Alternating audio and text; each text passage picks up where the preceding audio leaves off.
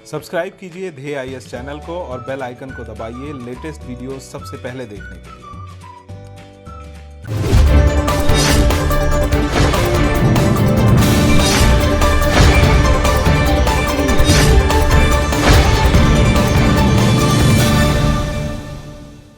दुनिया के तमाम देश वैश्विक महामारी कोरोना से जंग कर रहे हैं। दुनिया के तमाम देश इसी कोशिश में हैं कि कैसे इस लाइलाज वायरस का इलाज खोजा जाए और दुनिया भर में हो रही मौतों के सिलसिले को थामा जा सके। इस मुहिम में इन देशों के लिए सबसे मददगार संस्था रही है विश्व स्वास्थ्य संगठन यानी कि WHO। लेकिन हाल ही में अमेरिका ने यह ऐलान किया है कि WHO को दिया जाने वाला फंड रोक दिया जाए। अमेरिका के इस फैसले से WHO जैसी संस्था के माथे पर शिकन आना लाजमी है। लेकिन ये वैश्विक संस्था आखिर काम कैसे करती है और इसको दिए जाने वाले फंड में दुनिया के देशों की कितनी हिस्सेदारी है? इन्हीं सब सवालों के जवाबों को आज हम अपने DNS में जानने की कोशिश करेंगे। विश्व स्वास्थ्य संगठन या WHO, जो संयुक्त राष्ट्र संघ के एक अंग के तौर पर काम करता है, इसका मुख्यालय स्विट्जरलैंड के जेनेवा में स्थित है। इसका काम दुनिया भर के तमाम देशों में स्वास्थ्य और चिकित्सा संबंधी समस्याओं पर ध्यान देना है और इसके लिए दुनिया भर के देशों को एकजुट करना है। यही संस्था ये निर्धारण करती है कि कब किसी बीमारी को महामारी घोषित करना है और कैसे उस महामारी से निपटना है। दुनिया के सामने अभी सबसे बड़ी चुनौती कोरोना के रूप में मौजूद है। इस महामारी को भी विश्व स्वास्थ्य संगठन ने ही वैश्विक महामारी घोषित किया था। हालांकि कुछ देशों ने हाल ही में WHO की इस बीमारी से लड़ने के लिए उठाए गए कदमों पर सवालिया निशान लगाए हैं। इन सारे मुल्कों में सबसे अहम है अमेरिका। अमेरिका ने हाल ही में WHO को दिया जाने वाला फंड बंद कर दिया।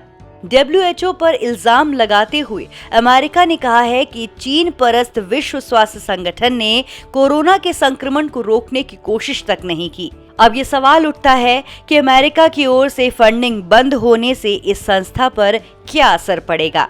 दुनिया के कई देश, उदारवादी संस्थाएं और संयुक्त राष्ट्र संघ विश्व स्वास्थ्य संगठन को धन मुहैया कराते हैं।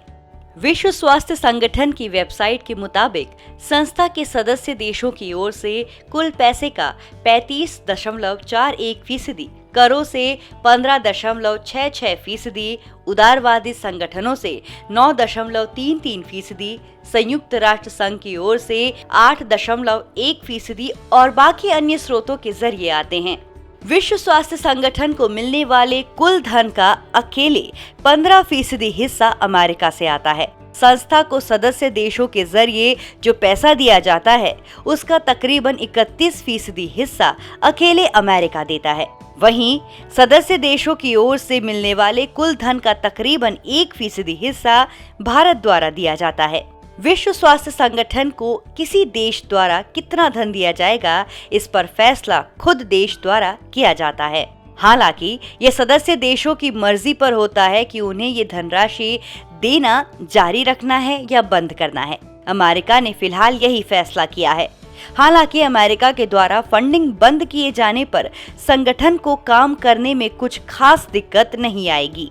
देशों द्वारा दी गई धनराशि का इस्तेमाल विश्व स्वास्थ्य संगठन दुनिया भर में फैली बीमारियों को खत्म करने, उनका इलाज खोजने और उनका टीका विकसित करने में करता है। साल 2018-19 में पोलियो को जड़ से खत्म करने पर करीब $1 बिलियन या करीब 767 करोड़ रुपए खर्च किए थे। ये कुल खर्च का करीब 19.36% था। संस्था ने 2018-19 में स्वास्थ्य और पोषण सेवाओं की पहुंच बढ़ाने पर करीब 8.77% रकम, 7% रकम इलाज लायक बीमारियों की वैक्सीन पर और करीब 4.36% रकम बीमारियों को फैलने से रोकने पर खर्च की थी। इसके अलावा विश्व स्वास्थ्य संगठन की ओर से अफ्रीकन देशों को $1.6 बिलियन, दक्षिण पूर्वी एशियाई देशों को $375 मिलियन दिए गए थे। पैसे हासिल करने वाले देशों में भारत भी शामिल था। किस देश को कितनी रकम देनी है और किस कार्यक्रम पर कितने पैसे खर्च किए जाने हैं, इसका पूरे साल का लेखा जोखा WHO द्वारा तैयार किया जाता है। इसके लिए संस्था के फैसले लेने वाली बॉडी वर्ल्ड हेल्थ असेंबली की बैठक होती है, जिसमें संस्था के सभी सदस्य देशों के प्रतिनिधि शामिल होते हैं। हर साल जेनेवा में इसकी बैठक होती है, जिसमें WHO की नीतियां तय की जाती है, महानिदेशक की नियुक्ति की जाती है, पैसे के लेन देन की देखरेख की जाती है और संस्था के बजट पर बातचीत कर उसे अंतिम रूप दिया जाता है। किस देश को कितने पैसे दिए जाएंगे वो उस देश की परिस्थिति पर निर्भर करता है। आइए जानते हैं WHO के साथ कैसे हैं भारत के रिश्ते। 12 जनवरी 1948 को भारत WHO का सदस्य बना था। विश्व स्वास्थ्य संगठन की दक्षिण पूर्व एशिया के लिए बनी स्थायी कमेटी की बैठक 4 और 5 अक्टूबर 1948 को दिल्ली में देश के स्वास्थ्य मंत्री के दफ्तर में हुई थी, जिसका उद्घाटन तब के प्रधानमंत्री जवाहरलाल नेहरू ने किया था। तब से लेकर अब तक विश्व स्वास्थ्य संगठन लगातार भारत की मदद करता रहा है।